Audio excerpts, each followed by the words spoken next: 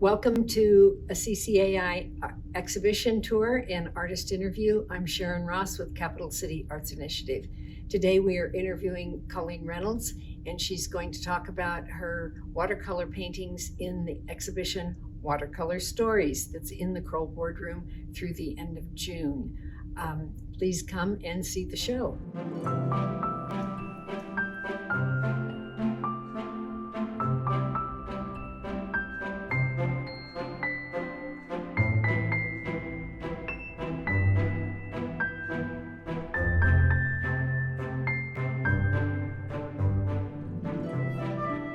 Watercolor isn't an easy medium. It is actually quite challenging. And, I've worked in a lot of different mediums. I started out actually as an oil painter, was my first painting medium. And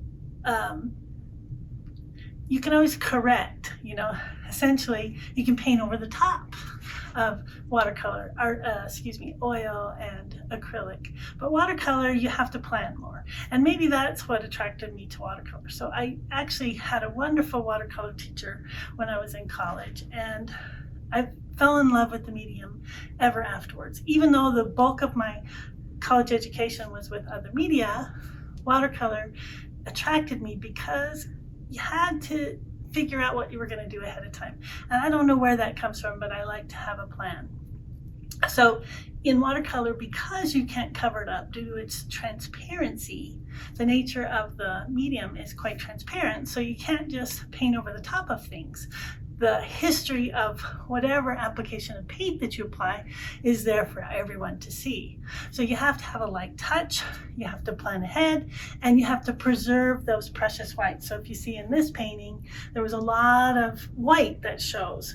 And in watercolor, there's an interaction between the surface that you're painting upon as well as the paint itself. So it's almost like stained glass. So the light comes through, reflects off the whiteness of the paper and back up through the transparent pigment.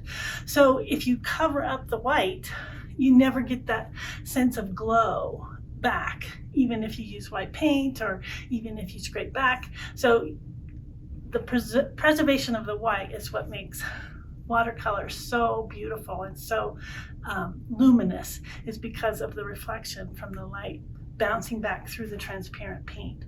And that's what makes it challenging, is because you really have to plan for saving the whites, because you can't just pull out a tube of white paint and slap it on, because you're going to see the difference. So for me, that's what makes it challenging, but it also, if I plan ahead, I have more freedom when I'm actually painting.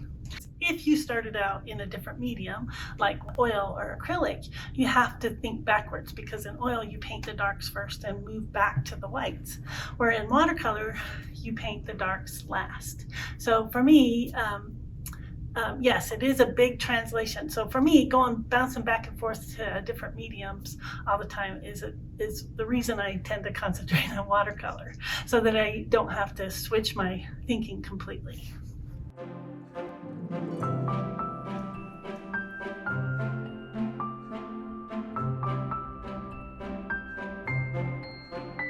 Brasho is a product I discovered. Comes out of England. It's actually a crystallized ink. So they have different colors of ink that they've put through some kind of process to turn them into powder. And so they call it watercolor crystals. That's what they actually are. And it's out of England, so they spell it L-O-U-R instead of L-O-R. Whatever. Anyway, so it's watercolor crystals. So it is a water-based medium, or a watercolor medium. In other words, you can dissolve it with water. But because it comes in these really intense pigment granules, when you spray it with water, it just sort of explodes. And the color, it's almost like fireworks in slow motion. I wish I could capture that in the final painting, that whole explosion thing. So you can see a little bit of that in the painting here, all these little granules just sort of explode when you add water to them. But you can also paint with it very much like I would with watercolor itself. The pigment just doesn't have the viscosity that watercolor paint has. It has body, where this is really, it's almost like tang. If you ever had Tang back in the olden days, I grew up with Tang. That's what the astronauts drank. So anyway, it dissolves very much like that drink, if maybe you can relate to that. And then you can just use your brush and paint with that, just like you do with watercolor. So this particular painting, I did a whole series, I think 4 this size, a little bit bigger, using the Brusho right after I discovered it, just so that I could get familiar with the product. And then I started doing some workshops. I was kind of one of the first American artists to use Brusho widespread. And then it's sort of taken off now, and they're starting to carry it in all the major watercolors or art supply stores like Cheap Joe's and Dick Blick now carry it. But when I first started with it, the only way I could get it was to order it direct from the manufacturer in England.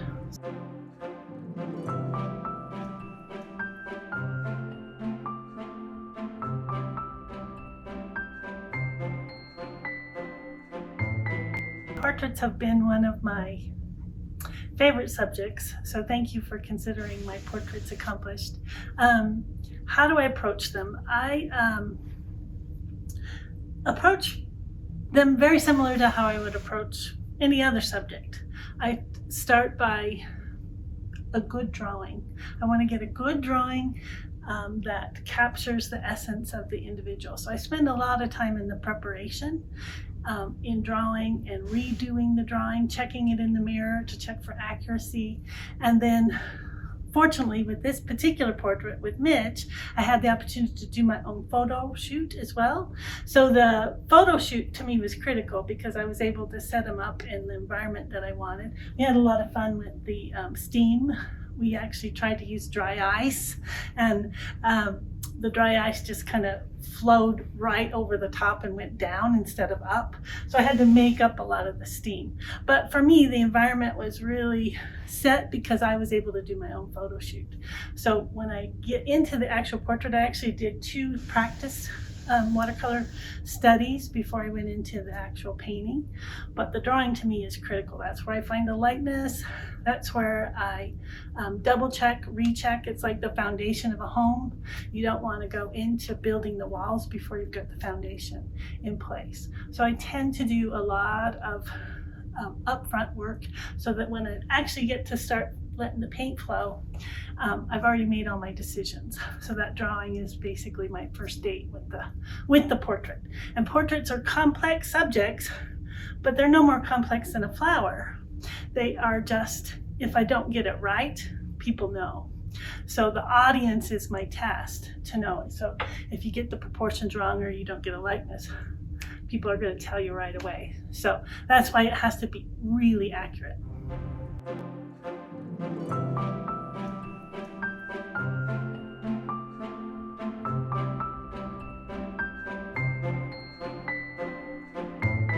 Once we came up with the theme of the show, that it would be appropriate, since they're stories, to tell what my story was behind the production of the painting. And this one in particular, to me, has a lot of story going on. It's one of my most creative paintings, I have to admit. And I can't even tell you how the genesis of the idea came. I had done the drawing probably a month, 2 months ahead of the painting on a different piece of paper, and then I was just going to trace up the drawing to the watercolor paper so I didn't have a lot of extraneous marks. And so I had done the drawing on a 16 by 20 piece of paper, and then it didn't fit on this vertical format that I have with the 15 across 22. So I thought, what am I going to do with the top and the bottom? And I thought, well, when I took the photograph of them, they were sitting on the couch and they were watching Star Trek, and it was kind of their weekly thing, the kitty and he would say, you know, the cat's going to come with me now to watch Star Trek, so don't bother us for an hour. So anyway, so I decided to try to incorporate what they were doing with the actual portrait of he and the cat. So I used some very complex triadic secondary color harmony because I was using it for a class demonstration painting as well. And I just decided to put the planets and the stars and using different techniques for creating texture. That was the lesson in my college class, and created the environment. And to me it's really fun because it looks like he's being absorbed into the image that they're all looking at. And the cat happened to have a really great expression too, that she was really absorbed. I don't know how long it lasted, but I did manage to catch it in a photograph. So for me, this is one of my favorite stories.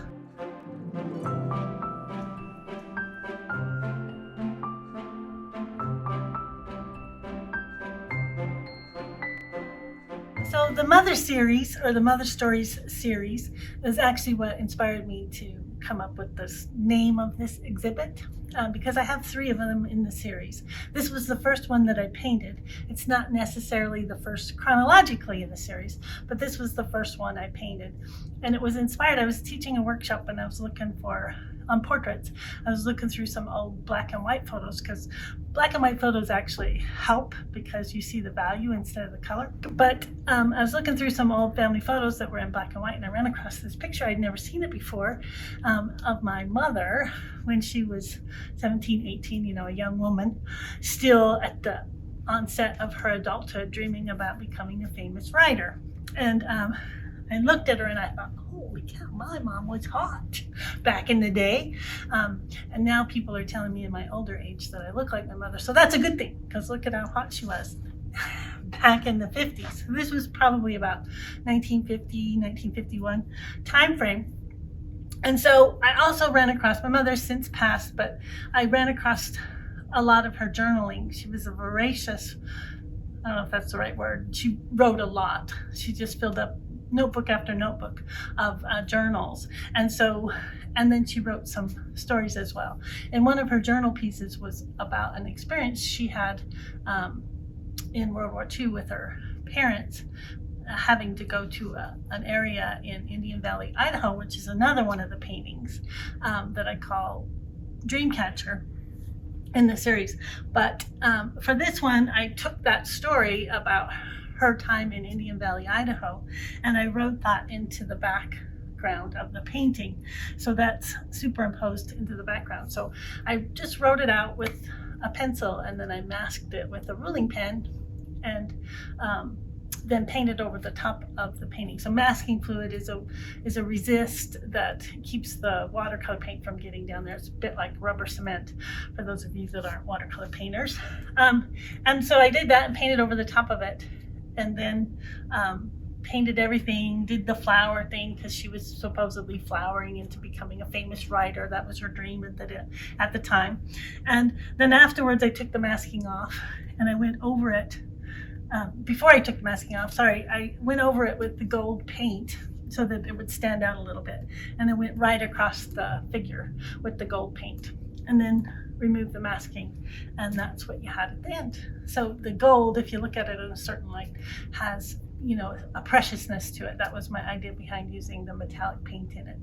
So the series includes 3 so far. I might do more. I might change and do a series on my father stories, but this was my mother series of 3 paintings. This one, and when she was 10 in Indian Valley, and then another one when she was a mother of 5 children, called the Mom Train.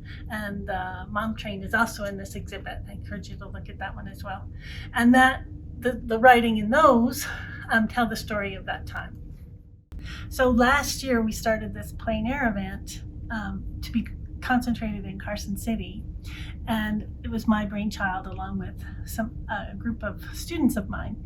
And we decided this, got totally off topic in our workshop, and started talking about doing this plein air event. Well, we were looking around for an image that could advertise that, and I had this painting on the rails in my studio, and they said, well, what about that one?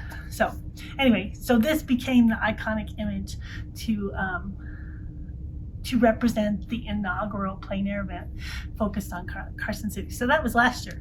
And this year we're continuing that. So we're going to have the 2nd annual one. We'll get into that a little bit later when we talk about that event. But this particular painting is up above Western Nevada College of the rabbit blush and bloom about the same time that the event was taking place in mid-September. And I just love the rabbit blush. I love the way it smells, especially since it tends to grow next to the sagebrush, which is Nevada through and through. And so this painting was the iconic image for that event. And then while that was going on, it was also accepted to display at the Nevada Museum of Art when they had the Latimer tribute, 100-year tribute to Lorenzo Latimer, exhibit up at the Nevada Museum of Art. Some of the current club members were accepted to do a display there. So this little painting has been in the Nevada Museum of Art as well, and it's sold, as you can see by this little red dot here. And so be sure you contact the Capital City Arts Initiative. Their website should be on your screen, but it's CCAINV.org.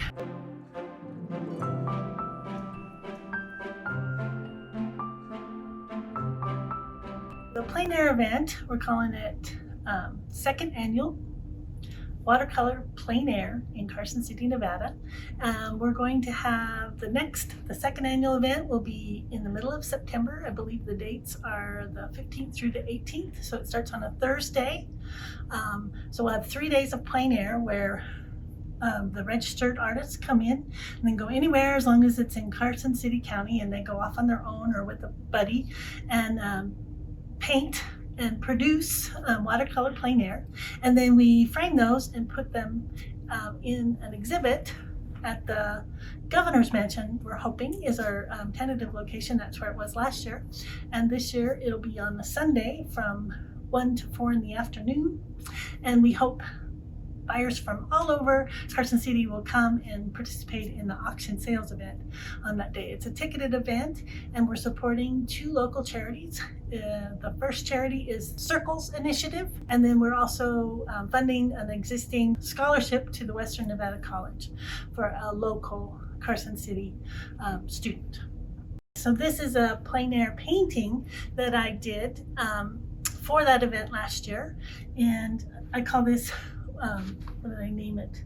Backyard wildflower flowers. I painted it in my backyard outside. I had my mask on during the fires, the smoke that we got that came up into South Tahoe last year. We've since moved away from that now, so the painting is actually quite special to me now because this is capturing the wildflowers in our backyard. But it was all painted plein air. I took breaks to go in and breathe again inside, and then I go back and paint with my mask and everything out into the smoke. And that's what you see in the background is kind of a hint of the fires. So if you want to know about this plein air event, there's a link to it on my website, which is my name, ColleenReynolds.com. It's on the very home page. You can click the link and it'll tell you all about it, where to go, what to see, and who's participating. So more information if you're a painter of watercolor, come on out and join and be a registered artist. Explains all the details of the event. Colleen, thank you so much. It was a terrific interview. Watercolor Stories is up in the Kroll Boardroom through the end of June. You can see it attend any public meeting that the city has, or on request through CCAI's website, CCAINV.org. And the exhibition is funded by CCI members and public and private foundations, and they are listed on the following image. Thank you for watching.